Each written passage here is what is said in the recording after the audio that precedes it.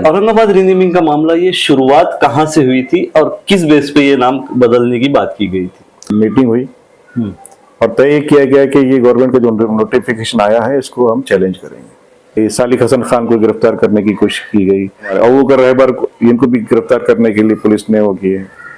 रोजनामा रहबर था जिसके जो एडिटर थे या मालिक थे यूनुस मोतीवाला, वो भी हमारे साथ थे।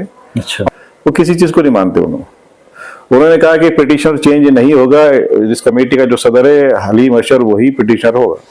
तो पिटीशन थी Aurangabad renaming committee of Aurangabad. तो फिर आज ये क्यों बोला जाता है कि फर्स्ट पिटीशन मुश्ताक अहमद इन्होंने लेकर गए? मुश्ताक कपिल कुमार सिब्बल ने जो है पूरी बात रखी कि औरंगाबाद के नाम का क्या मामला है, क्या है। उसके बाद जो है तो जज साहब ने सीधा सॉलिसिटर जनरल से कहा कि क्या तुम्हारे पास विकास के सारे काम खत्म हो गए 95 दिसंबर में, और हमको स्टे मिल गया 6-9 जनवरी में। मतलब 2 महीने के अंदर हाईकोर्ट सुप्रीम कोर्ट दोनों निपट लिया हमने। विलासराव साहब ने वापस ले लिए थे। तो कहीं भी ऐसा नहीं हुआ था कि फैसला हुआ है सुप्रीम कोर्ट का? मतलब अब वो स्टे जब मिल चुका था, अब वो स्टे का वैकेट खत्म होना चाहिए, स्टे होना। यहाँ पे स्टे बरकरार है और गवर्नमेंट ने अपना फैसला वापस ले लिए, ज्यादा स्टे है इस पर, ज्यादा स्टे है इस पर एक तरह से। लेकिन अब चूंकि मामला हमारे कोई लड़ने वाला ही नहीं है, मामले खत्म हो गया, लिहाजा डिस्पोज हुआ मामला। ओके, आई बात करने आपके? जी जी जी। अगर नहीं आया तो बताइए फिर। नहीं, मतलब वो मामला अब डिस्पोज हो चुका है, उस पे कोई नहीं भी काफी वक्त उस पे कोई एक्शन नहीं लिए या फिर उसको नहीं रिव्यू। देखिए उसमें और बताता हूँ, जैसा कि शायद 1998 की बात है, रात में एडवोकेट एम लतीफ का मुझको फोन आया था जी। उस जमाने में मोबाइल का दौर नहीं था जी, शायद ये लैंडलाइन चलते थे ज्यादा। तो लतीफ साहब ने कहा कि अरे खालिद साहब वो अहमदाबाद से लोग आए हैं और अहमदाबाद के नाम का मामला चल रहा है, तो मेरी पिटीशन, चूंकि उनके ऑफिस से सब गट्ठे वट्टे ढूंढना बड़ा मुश्किल हो जाता है, तो बोले आपके पास पिटीशन रेडी है वो लेकर आ जाओ औरंगाबाद के नाम के। तो मैं लेकर गया और मैंने पिटीशन, वो लोग आए थे बेचारे अहमदाबाद के लोग, तो अहमदाबाद का नाम भी चेंज किया जा रहा था, उसका नाम जो भी था वो बदलने की बात चल रही। हाँ, तो फिर ये लोग पिटीशन लेकर गए और उसी पिटीशन के आधार पर उन्होंने एक पिटीशन बनाई। और अल्लाह का शुक्र है कि वो पिटीशन में जैसा वजीर आला देशमुख साहब ने जो नॉमिनेशन वापस लिए थे, नोटिफिकेशन, वैसा वहां नहीं हुआ और फैसला हुआ, फाइनल फैसला हुआ। जैसा मैंने कहा, एक पिटीशन पे दूसरी पिटीशन टर्मिनेशन अपने परमानेंट फैसला हो चुका है, लिहाजा और अहमदाबाद का नाम हमेशा के लिए अहमदाबाद है, हाईकोर्ट का ऑर्डर है। अब वहां पे कोई नाम चेंज करने की कोई प्रोविजन अब बाकी नहीं रहा। हमारे साथ बदकिस्मती हुई कि हमारा वो पूरा फैसला जो है, जैसा इंटरव्यू ली थी, पूरा अगर हम लोग स्टेप पूरा मतलब कंप्लीट लड़ाकर पूरा अगर ले लेते तो शायद ये नौबत ना आती। लेकिन खुशी इस बात की हुई कि लोगों ने इस बात पे गौर नहीं किया, हम लोगों ने भी नहीं किया कि ये जो विलासराव देशमुख साहब का जो फैसला है कभी हमारे पे तलवार की तरह लटका हुआ रहेगा हमेशा के लिए, और इसका फायदा उठाकर फिर ये लोगों ने लेकर आए। बहरहाल मुश्ताक साहब की बात चली थी, मुश्ताक साहब ने कहा कि मस्जिद का झूठ कहा कि लतीफ साहब ने किया। तो फैसला जब हो जाता है उसके बाद हम अपील करने जो है जब दूसरी कोर्ट को जाते हैं, बड़ी कोर्ट को जाते हैं, तो सिर्फ ये बताना पड़ता है कि निचली कोर्ट ने क्या गलतियां की हैं, इसके अलावा कोई बात नहीं होती है। कपिल कुमार सिब्बल ने पिटीशन पढ़ने के बाद बहुत तारीफ की, एडवोकेट एम लतीफ ने बहुत अच्छी पिटीशन बनाई और हमको स्टे मिलेगा इस पर, और उनको स्टे मिला भी। अब ये मामला ये है कि मुश्ताक साहब को किसी क्या जल्दी थी कि उन्होंने कमेटी को कॉल ही नहीं किया। अभी 4 लोग मैंने बताया आपके इंतकाल में, अभी 5वें लोग का इंतकाल, हमारे जो खाजिन थे हसन पटेल, पारस प्रेस बूटी लेने वाले, अब इनका समझो कमेटी के 5 ही लोगों का इंतकाल, बाकी कमेटी थी 4 ही लोग था, तो अब इनका इंतकाल है कुछ माह पहले। क्या वजह थी कि ये बिना हमसे कोई मशवरा किए उठकर चले गए। दूसरी बात यह है कि सवाल फिर दूसरा सवाल ये उठता है कि आपके घर के सामने औरंगाबाद हाई कोर्ट थी, उसको जुडिक्शन है, आप इसकी जिससे आपकी इस इलाके की पूरी जुडिक्शन के लिए कोर्ट बना दी गई है, बाज़ाब्ता बैरिस्टर यार अंतोले की मेहनतों से बनी थी। जब आपको एक जुडिक्शन दे दिया गया, टेरिटोरियल जुडिक्शन आपका हो चुका है, तो फिर आप बॉम्बे हाईकोर्ट क्यों गए? क्या बॉम्बे हाईकोर्ट जाने का क्या कारण था? उनके अलावा भी तो दूसरे पिटिशनर गए हुए ना, सब गए, शाम गए, तड़ेकर गए, ये जो है एक पिटिशन जब बॉम्बे गई, ठीक है, बॉम्बे जाने के बाद क्या हुआ कि ये लोग भी बॉम्बे गए, मैं नहीं गया। अच्छा। मैंने जो है पिटीशन और बाद अपनी हाँ वही तब्दील मुखालिफ कमेटी जैसा वो पिटीशन दाखिल की थी, वैसी पिटीशन में वापस लतीफ एडवोकेट लतीफ साहब की तरफ मारिफत दाखिल की। 17 दिसंबर को हमने दाखिल की थी, लेकिन हमने फिर उसको होल्ड किया और फिर 16 जनवरी 2023 को हमने इसको मूव किया। कहाँ दाखिल किए थे? औरंगाबाद हाईकोर्ट में। औरंगाबाद हाईकोर्ट। वहां पर जो है तो मंगेश पाटिल साहब और चपलवार साहब जूनियर, चपलवार साहब तो सीनियर को जा रहे हो, दूसरे चपलवार साहब इत्तेफाक से दोनों मसले चप्पल गांव का साहब ही नाम ही है जी। मंगेश पाटिल साहब थे। पहली दिन की जो 16 जनवरी की जो हियरिंग हुई उसमें लतीफ साहब ने 45 मिनट तक कोर्ट को बताया कि 1995 में क्या हुआ था, फिर पूरे हालात का बताया और फिर उनको सर्कुलेशन मांगा। तो सर्कुलेशन उन्होंने 18 तारीख का मांगा था, लेकिन कोर्ट में लिखा है कि 18 तारीख को कल ही सुमोटो कोर्ट ने जो है बहुत फास्ट जजमेंट ली। और उसके बाद ये होता है कि जब ऐसा हो जाता है तो दो बातें होती है, सिर्फ सर्कुलेशन में दो बातें होती है आमतौर पर कि कोर्ट, अब जैसे कि अभी क्या होता है कि सर के वकील हाजिर हो जाते हैं, है ना, और उनके सामने बयान ये हो जाता है कि भाई आपको ये कोर्ट ही बुलाकर कहती है कि आपको 2 हफ्ते 4 हफ्ते 1 हफ्ता 2 दिन कोर्ट की मर्जी के मुताबिक वो लोग जो है तो आपको जवाब दाखिल करने के लिए यानी एफिडेविट फाइल करने के लिए वक्त देते हैं गवर्नमेंट के वकील को।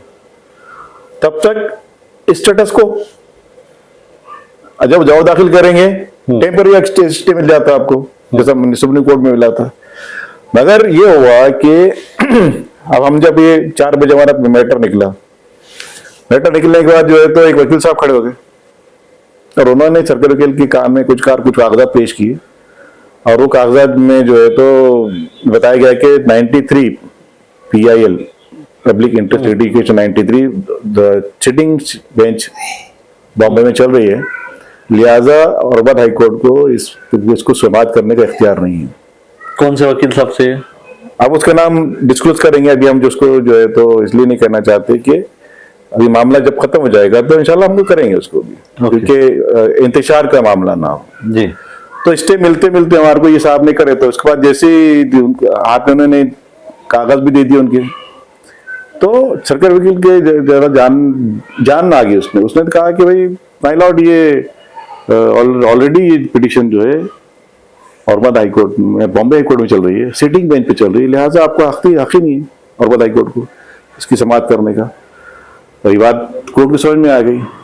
कोर्ट कहते फिर कोर्ट वो हो गई स्टे देने से पहले लतीफ साहब बोलते रहे कि कानून ये है, जुडिक्शनल मामला है, प्रियम्बल ये कहता है, कॉन्स्टिट्यूशन ये कहता है, फंडामेंटल राइट ये कहता है, दुनिया भर की चीजें उन्होंने, लेकिन कोर्ट ने बोले नहीं आप ये सब बातें बॉम्बे कोर्ट को बोल दिया। बॉम्बे कोर्ट आखिर में उन्होंने फैसला सुनाया कि हमको ये कहा कि आप जो है तो अपनी बात बॉम्बे हाईकोर्ट को कहिए और हमारे पिटीशन को ना तो उन्होंने डिस्पोज किया, ना डिसमिस किया, ना खारिज किया, हैंग होगी हमारी तरफ से। लेकिन हमने चूंकि टेरिटोरियल मामला था तो हम लोग जाना जगह नहीं बॉम्बे कोर्ट को, और हमने इंतजार करते रहे कि क्या होगा। हमको ऐसा लगता था कि ये बहुत जल्द जो है पिटीशन यहाँ से खारिज होगी, क्योंकि जब पहली बार ये लोग गए थे मुश्ताक साहब तो दत्ता साहब शायद गालिबन थे वहां पर जज, तो उन्होंने साफ ये कहा कि जब औरंगाबाद हाई कोर्ट है आपको तो यहाँ मुंह उठाकर आए क्यों आप। उसके बाद उनका ट्रांसफर हुआ, गंगापुर वाला साहब आए, गंगापुर वाला साहब ने भी यही बात कही कि आप यहाँ क्यों आए, आपको ऑलरेडी आपकी कोर्ट है, आपके जुडिक्शन उसको है, लेकिन ये वहीं बैठे रहे। और आपको हैरत होंगी सुनकर कि 2022 से लेके 24 फैसला होने तक,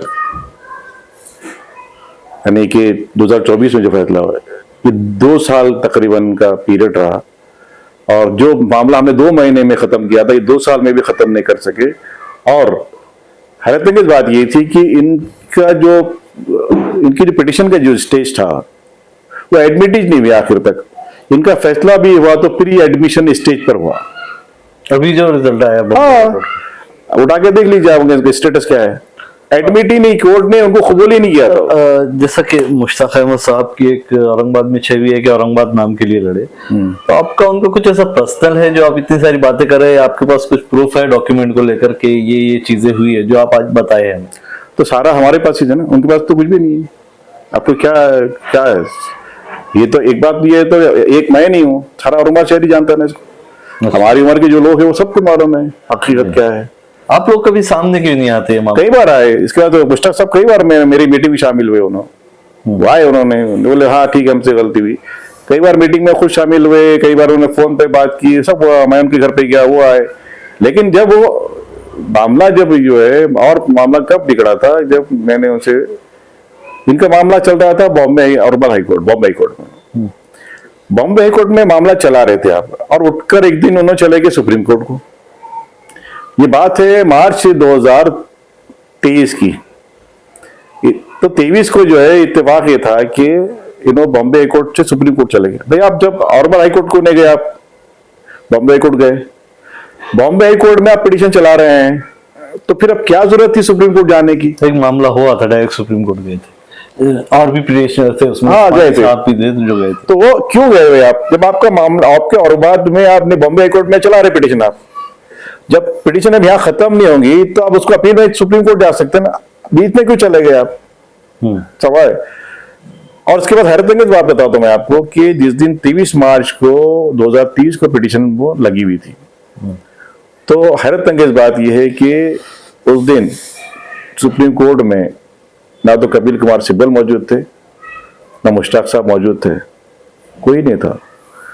उनका एक वकील फुजैल अंसारी थे, और उन्होंने कहा कि साहब हमारे जो वकील है वो किसी पॉलिटिकल एक्टिविटीज में मशरूफ है, लिहाजा हमको डेट बढ़ा कर दी जाए। तो कोर्ट बोले तुम आए क्यों यहाँ पर, पहले तुम्हारा बॉम्बे कोर्ट मैटर चल रहा ना, तुम यहाँ क्यों आए? तो खारिज कर दी कोर्ट ने। अब देखिए क्या मामला है कि क्या मतलब कि आप औरंगाबाद हाई कोर्ट को नहीं जाके बॉम्बे कोर्ट जाते हैं, फिर बॉम्बे हाई कोर्ट का भरोसा नहीं सुप्रीम कोर्ट जाते हैं, फिर वहां से जूते खा के वापस आते हैं, और अब जब वहां से आप हार रहे हैं, यहाँ से और वहां से हार गए, बॉम्बे हाई कोर्ट हार गई, मिल गई आपको, आपका पिटीशन खारिज हो गई, तो अब जाना चाहिए सुप्रीम कोर्ट। आप सुप्रीम कोर्ट नहीं जा रहे, आप नहीं बता तो रहे, तैयारी में है, बहुत सारे लोग सुप्रीम कोर्ट जा रहे हैं। मेरा शाह उस्मानी साहब जा रहे हैं, मेरी तलब नहीं, यही लेकर आज आपसे जो मुलाकात करने का मेन मकसद था कि जिस तरह के हमारे शहर में माहौल हो गया है, हर कोई बता रहा है कि मैं जाऊंगा, मैं लड़ूंगा, इनका गलत है, ये पार्टी उसको बुरा बोल रही है, वो पार्टी उसको बुरा बोल रही है। कुछ अभी एक जैसा आप बताए जियाउद्दीन सिद्दीकी साहब, उन्होंने एक प्रोग्राम किए, उसमें भी सभी पॉलिटिकल पार्टियों के लोगों को बुलाए, पर जो बड़े चेहरे हैं वो उसमें से थोड़े से नजर नहीं आए वहां पर। तो मामला यही चला कि मैं ये लड़ूंगा, तुम वो मत करो। तो ये आपस के नाइत्तेफाकियां, इसको लेकर हमारे शहर के नाम को नुकसान हो रहा है ना साहब। जैसे आप भी बताए, मुश्ताक साहब ने ये किए, आज ये दूसरे लोग बोल रहे हैं कि शाह उस्मानी साहब गलत है, उस्मानी साहब बोल रहे हैं कि मुझे कोई पार्टियों से लेना देना नहीं है, पार्टियों नहीं मिलके ये किए। तो ये आपस के झगड़े खत्म होना जरूरी है सर। नहीं, जिसमें कोई वो नहीं है। देखिए बताता, अब जब आपने जिक्र किया जियाउद्दीन सिद्दीकी की बात करते हैं, जियाउद्दीन सिद्दीकी साहब हमारी तब्दीली मुखालिफ कमेटी के एक मेंबर है, एग्जीक्यूटिव मेंबर उस जमाने से। अच्छा। और हैरत अंगेज बात यह है कि जब उन्होंने मीटिंग कॉल की नुमाइंदा काउंसिल की, तो उस कमेटी में से किसी को नहीं बुलाया उन्होंने। ये कब की अबू गरैबर को बुलाया था। अबू गरैबर तामिर मिलत के नेता, वो साथ ज्वाइन हुए थे। ये अभी बात है ना, जब ये जुलाई में शायद ये मामला हुआ था, जुलाई अगस्त में 2022 में, जबकि जियाउद्दीन सिद्दीकी उस कमेटी में, जो हमारी तब्दीली मुखालिफ कमेटी, उसके बाकायदा एग्जीक्यूटिव मेंबर है। अभी उन्होंने जो मीटिंग जिसका हवाला आपने दिया रिसर्च सेंटर के अंदर, वहां पर भी उन्होंने उनको नहीं बुलाया, तब्दीली मुखालिफ कमेटी की किसी आदमी को नहीं बुलाया उन्होंने। तो सवाल ये उठता है कि भाई आप मतलब सबके सब किस तरफ जा रहे हैं, क्या क्या नाम का चक्कर है, क्या है? अब रही बात हिशाम उस्मानी साहब की, हिशाम उस्मानी साहब के स्वास्थ्य हम कहते क्लीन चिट दे सकते हैं, लोग उनके खिलाफ बोलते हैं। जो एक बात मुझको यह बताता हूँ आपको कि हिशाम उस्मानी साहब को पता चला मुझको कि किसी हिशाम उस्मानी ने औरंगाबाद के जिला सदर कांग्रेस के ओहदे से औरंगाबाद के नाम को लेकर मुस्तफी हो गए। तो साहब ये औरंगाबाद के डिस्ट्रिक्ट के सदरात के ओहदे को छोड़ना बिल गुर्दे का काम है ये। और ये इस आदमी ने इसको छोड़ा है औरंगाबाद के नाम की मोहब्बत में। तो ये उनका तो पहले यहाँ से अंदाजा हो जाता है कि वो जो है एक ईमानदार आदमी है। उसके बाद चूंकि मुश्ताक साहब चले गए तो लिहाजा वो भी बॉम्बे मूव किया उन्होंने, मतलब उनकी मजबूरी थी उनकी। हाँ उनकी मजबूरी, ठीक है। उसके बाद उस आदमी ने किसी से 5 पैसे नहीं लिया, सारा खर्च उसने किया। उसके बाद आज भी वो जो है तो सुप्रीम कोर्ट जाने के लिए किसी से भीख नहीं मांग रहे, ठीक है, वो अपने खर्च पे जाने, दम खम से जाने के लिए बात कर रहे हैं। तो यहाँ पर हिशाम उस्मानी साहब एक मुखलिस औरंगाबादी के तरह हमारी नजर में सामने दिखाई देते हैं हमारे। अब बाकी जो लोग हैं जैसा कि जैसा आप जिक्र करता अंजार कादरी है या सलीम बोरगांवकर है या वाहिद मौलाना है या वही सलीम पटेल वाहिगांवकर, नहीं सलीम पटेल नहीं, सलीम बोरगांवकर, अच्छा, वो और ये मोइन इनामदार हैं। तो ये इन लोगों ने भी अब एडवोकेट मोइन सेठ के जरिए पिटीशन दाखिल की थी और इन सबको मटेरियल मैंने ही दिया था। इवन हिशाम साहब को भी सारी चीजें मैंने दी थी, क्योंकि वो सारी कमेटी के मेंबर हमारे पास ही था ना, हम लोग चला रहे थे तो सारी एक्टिविटीज हमारे पास हुई, तो सारे डॉक्यूमेंट हमारे पास थे, सब कुछ हमारे पास था, अखबार की कटिंग थी, सारी थी। तो इनको भी साहब ने दी थी, सईद साहब को दी थी। अब ये लोग चूंकि बहुत छोटे लेवल के हैं, ये कह सकते हैं कि इनके अपनी माली हालत इतनी ऐसी नहीं है कि जो सुप्रीम कोर्ट के बड़े अखराजात को बर्दाश्त कर सके, लिहाजा इनकी हिम्मत नहीं है अब जाने की। एक ही आदमी हिम्मत कर रहा है, वो हिशाम उस्मानी है। बाकी तो जैसा मैंने किसी से पूछा कि भाई मुश्ताक साहब का क्या है, तो मुश्ताक हिशाम साहब ने कहा कि देखो भाई मुश्ताक साहब ने मुझसे कहा है कि भाई मैं नहीं जा सकता, आप जाइए। तो ये हिशाम साहब ने बताई हुई बात है मुझको। अब मुश्ताक साहब अब जाना चाहते तो उसका मोस्ट वेलकम, वो जाएं। उस दिन प्रोग्राम में भी नहीं आए थे और उनके बंदे ने आके बताया था कि कंटेम्प्ट ऑफ कोर्ट होगा वो, मैं यहाँ पर अगर आकर कुछ भाषण दूं तो ऐसे हो सकता था उस दिन के प्रोग्राम में। एक तो कंटेम्प्ट ऑफ कोर्ट नहीं होता, वो जी कंटेम्प्ट ऑफ कोर्ट होता है, हद तक इज्जत का दावा। मेरे अल्फाज थोड़े से वो हुए, नहीं जो भी कहा वो मैं आपने गलत नहीं कहा, क्योंकि तकरीर में वो कोड ऑफ कंडक्ट कहा गया उसको, ओके ठीक है, वहां भी तकरीर भी आप मतलब आपकी बात पर नहीं कर रहा हूँ जी। सवाल ये उठता है कि जब बॉम्बे हाईकोर्ट में मैटर चल रहा था तो सॉलिसिटर जनरल बोलते थे कि भाई हमने जो है एफिडेविट हमारे जो है तो इतने भी लाखों ऑब्जेक्शन आए हैं, अभी आ रहे हैं, लिहाजा हम जब तक औरंगाबाद डिस्ट्रिक्ट का नाम चेंज नहीं करेंगे। फिर ऐसा करते हर तारीख में कुछ ना कोई वजह पेश करते, जैसे उन्हें कोई तारीख वजह पेश करते हम नाम चेंज नहीं करेंगे तब तक। तो ये कोर्ट के बाहर निकलते थे सबके सब, और कोर्ट के बाहर निकल के बोलते थे कोर्ट ने स्टे दे दिया, वो कर दिया, फला कर दिया, ये हो गया, और का नाम क्या, ये हो गया, वो हो गया, सारी चीजें होती, सारे वीडियो आपके पास है, आप चला सकते हो उसको, दुनिया ने भी देखा है, वो भी देख सकते। लेकिन जब अच्छा खास बात ये है कि इस सारे पूरे एपिसोड के अंदर हाई कोर्ट बॉम्बे ने एक भी लफ्ज इनके फेवर में नहीं कहा, और ये कुदक कुरिया मार के उचक के जो है तो ऐसा बताते हैं कि हमको बहुत बड़ी जीत मिल गई है। और जब हाई कोर्ट ने इनके खिलाफ फैसला किया तो ना तो कोई प्रेस कॉन्फ्रेंस, ना कोई वीडियो, कुछ नहीं, चुप बैठे हुए हैं।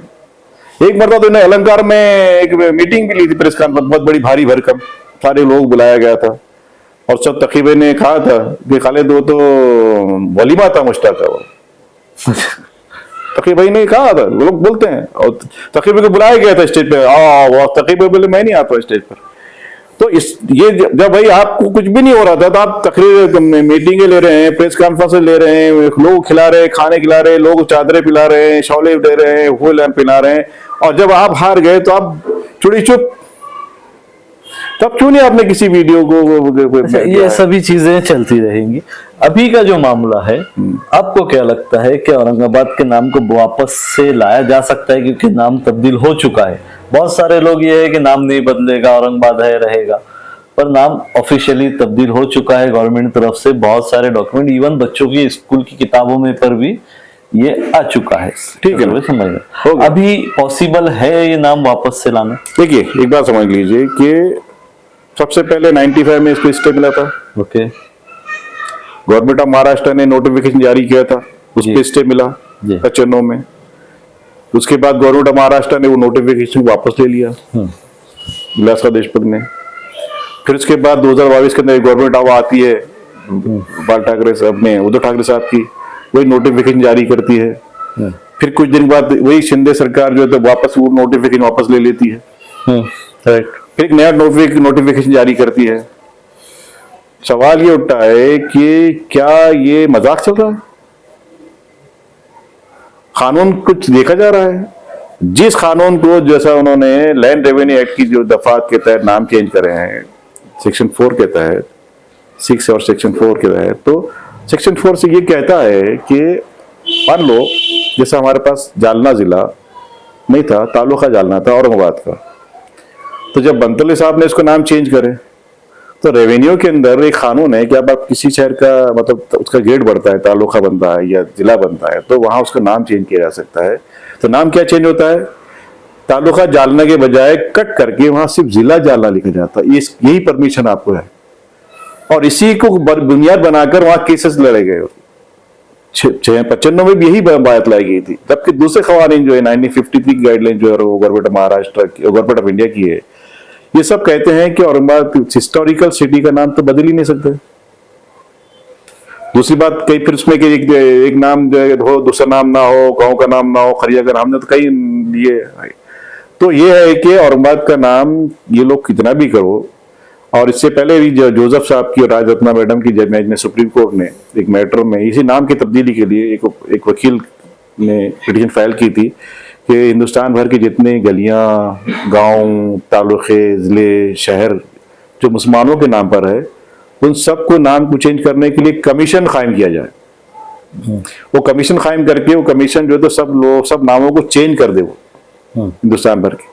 तो कोर्ट ने बहुत डांटा था उसको और उसको खारिज किया पिटीशन को। और ये कब हुआ? जब हमारी पिटीशन के नाम चल रही थी, उसी दौरान ये फैसला हुआ। ओके। अब रहा कि दूसरी बात ये है कि जब हम ये मामला 95 में स्टे मिल चुका है, तब स्टे मिलना कोई मुश्किल ही नहीं है। फिर खारिज क्यों हुई है जितनी पिटीशन? कौन सी? ये बॉम्बे हाई कोर्ट में जितनी पिटीशन, बॉम्बे हाई कोर्ट में खारिज क्यों हुई? देखिए आप फैसला पढ़िए, फैसले में कोई बुनियादी बात ही नहीं की है। ओके। मैं फिर बोला ना कि भाई बॉम्बे हाई कोर्ट गए क्यों आप? क्या इसलिए गए थे? अभी नाम वापस लाया जा सकता है? 100% हो सकता है, कानून तो वही है ना। अच्छा चलिए, ये जो बात हो गई है कानूनी तौर पर, पॉलिटिकल एंगल से अगर देखा जाए, शिंदे गवर्नमेंट ने नाम अभी बदल दी ऑफिशियली, तो क्या शिंदे गवर्नमेंट अगर चेंज हो जाती है और कोई गवर्नमेंट आती है तो क्या वो वापस से नाम औरंगाबाद कर सकती है? नहीं, गवर्नमेंट के जो फैसले रहते हैं वो गवर्नमेंट को दूसरी गवर्नमेंट को मतलब उसको मतलब वो फैसले को मानना पड़ता हो या फिर उन्होंने उसके फैसले को बदलना पड़ता है। अब तो आपका सवाल बीच में था, बीच में भी सवाल किया था आपने, अभी भी कर दिया होता जैसा कि नाम तो चेंज हो गया, सारे किताबों में आ गया, इसमें आ गया, उसमें आ गया, तो पहले भी हुआ था 95 में हुई थी ये चीज। हाँ, जब स्टे मिला था तो गवर्नमेंट ने मंत्रालय से GR निकला था, इसी कॉपी मेरे पास भी है, जो नाम चेंज किए वापस और मत करो बोल के। जी, मेरे ये सवाल करना है, मेरे पास GR की कॉपी है। मकसद ऐसा हो सकता है, कुछ भी नहीं है सर। काफी लोग मायूस है इससे, काफी लोगों ने ये यकीन कर लिया है कि बदल चुका है, अब कुछ नहीं हो सकता, सब जगह हो गया। बहुत सारे लोगों में मायूसी है जो औरंगाबाद नाम को चाहते हैं। मैं सिर्फ मुस्लिम कम्युनिटी की बात नहीं कर रहा हूँ, बहुत सारे मेरे मुस्लिम भी दोस्त हैं जिनको तकलीफ हुई है। जाहिर सी बात। तो मतलब ये वापस से किया जा सकता है? हाँ, क्यों नहीं किया जा सकता, बिल्कुल किया जा सकता है। सवाल ये है कि भाई आपके पास पहले जब हम लोग 95 में गए थे, हमारे पास कोई एहसास नहीं थी।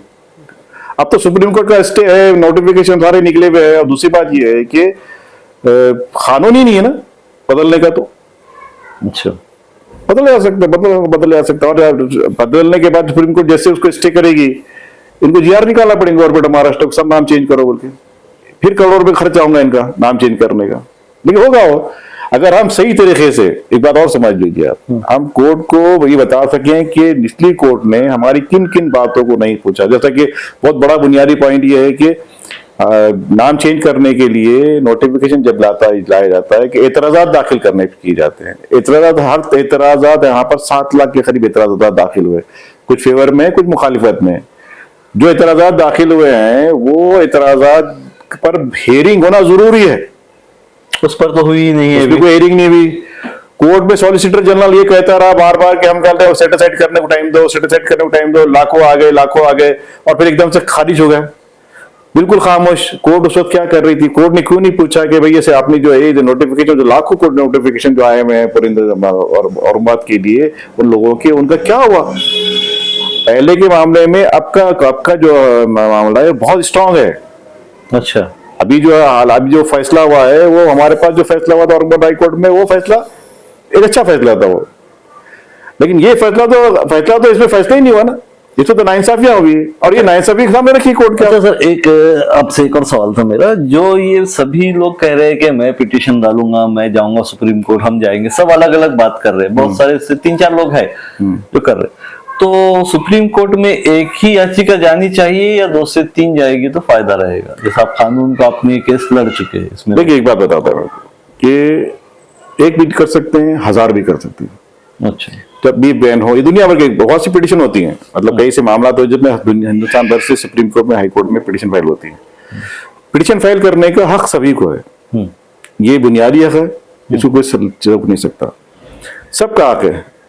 अब ये कहना कि वो पिटीशन जाने से इसका नुकसान हो जाएगा, उसका फायदा हो जाएगा, ऐसा नहीं होता है।